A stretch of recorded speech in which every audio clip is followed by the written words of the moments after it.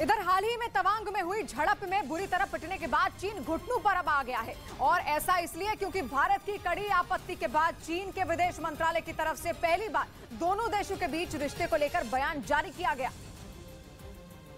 जिसके तहत चीन ने भारत के साथ संबंध मजबूत बनाने के लिए मिलकर काम करने की बात कही। यानी जो चीन हाल ही में LAC के नजदीक अपनी चालाकी दिखा रहा था, जिसके सैनिकों ने भारतीय सेना के जवानों के साथ झड़प की, उसकी अक्ल अब ठिकाने आ गई है। इसी वजह से चीन के विदेश मंत्रालय ने दोनों देशों के राजनयिक चैनलों के जरिए बातचीत जारी रखने और LAC पर शांति बनाए रखने की अपील की। असल में तवांग में हुई झड़प के बाद दोनों देशों के बीच पिछले हफ्ते ही कमांडर स्तर की बातचीत हुई थी।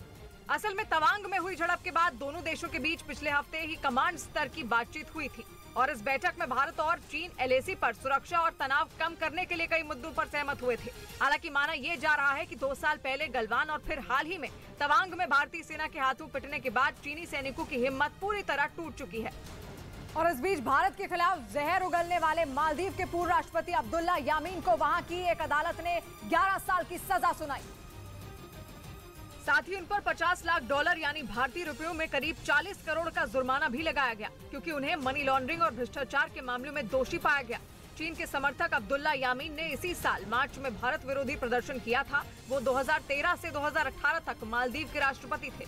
उधर पश्चिमी मीडिया ने दावा किया कि सीरिया की एयर स्पेस इस्तेमाल करने के लिए तुर्की रूस से बातचीत कर रहा है और दावा यह भी है कि तुर्की का प्लान सीरिया में मिलिट्री ऑपरेशन शुरू करना है ताकि वो उत्तरी सीरिया में मौजूद कुर्द लड़ाकों का खात्मा कर सके। पिछले महीने ही तुर्की ने उत्तरी सीरिया और इराक में मिलिट्री ऑपरेशन शुरू करने का अल्टीमेटम दिया था और अब पश्चिमी मीडिया का दावा है कि तुर्की सीरिया के एयर स्पेस इस्तेमाल करने के लिए रूस से बातचीत कर रहा है, क्योंकि सीरिया के राष्ट्रपति बशर अल असद पुतिन के करीबी माने जाते हैं।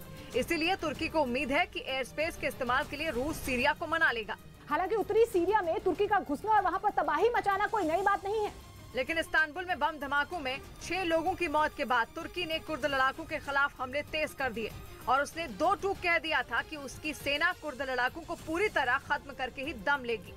इधर उत्तर प्रदेश के बेतिया से चौंकाने वाला एक वीडियो सामने आया। वहां पर भोजपुरी फिल्मों की अभिनेत्री अक्षरा सिंह भीड़ से बचने के लिए स्कूटर पर बैठकर भागती नजर आई और उनके पीछे कई लोग दौड़ते दिखाई दिए। बताया गया कि अक्षरा सिंह वहां मेयर पद की प्रत्याशी गरिमा सिंह के चुनाव प्रचार के लिए पहुंची थी, लेकिन उन्हें देखते ही लोग सेल्फी खिंचवाने के लिए उनके पीछे पड़ गए। जब हालात काबू से बाहर हुए तो मेयर प्रत्याशी के पति ने उन्हें जल्दी से स्कूटर पर बैठाया और वहां से भाग निकले।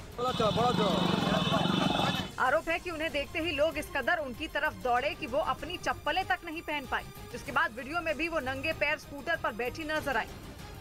और उस बीच जापान के कई इलाकों में बर्फीले तूफान की चपेट में आने से 15 से ज्यादा लोगों की जान चली गई है। जापान के उत्तर पूर्वी हिस्से में पिछले हफ्ते ही बर्फीले तूफान ने दस्तक दे दी थी, लेकिन सप्ताह के आखिर तक ये मौसम वहां रहने वाले लोगों के लिए मुसीबत बन गया। जो तस्वीरें जापान के होक्काइडो टापू से सामने आई, उनमें सड़कों पर बर्फ की मोटी परत जमी दिखाई दी।